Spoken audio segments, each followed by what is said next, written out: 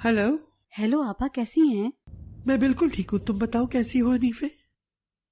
आज भाइयों की कब्रों पर गई थी फातिहा ख्वानी के लिए और आपके लिए भी दुआएं मांगी। इतनी जल्दी चली गई?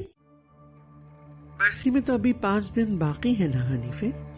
जहरा भी आ गई है, अल्लाह उसे खुशी दिखाने वाला है, इसलिए मैंने सोचा बाद में तो मुझे बिल्कुल भी टाइम नहीं मिलेगा।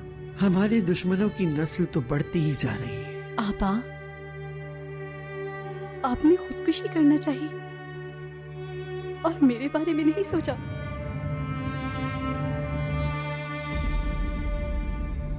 सुना है जिस दिन आजाद को गोली लगी थी आपने कफन पहन लिया था। आपा, आप मुझे दुश्मनों के दरमियान अकेला छोड़ के जाना चाहती थी। तुम मेरा अपना खून हो हनीफे, तुम्हें अकेला कैसे छोड़ती? महमूद तुम्हें ले जाने वाला था, वो तुम्हें गोनल और सुल्ताना के पास ले जाता। जितना मेरे लिए गोनल अहम है उतना ही तुम भी हो। तुमने अपनी जिंदगी अपनी बहन के लिए कुर्बान कर दी, तुम्हारा बहुत शुक्रिया।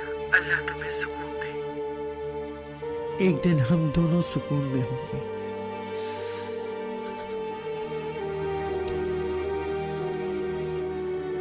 कोई आ रहा है, फोन रखती हूँ।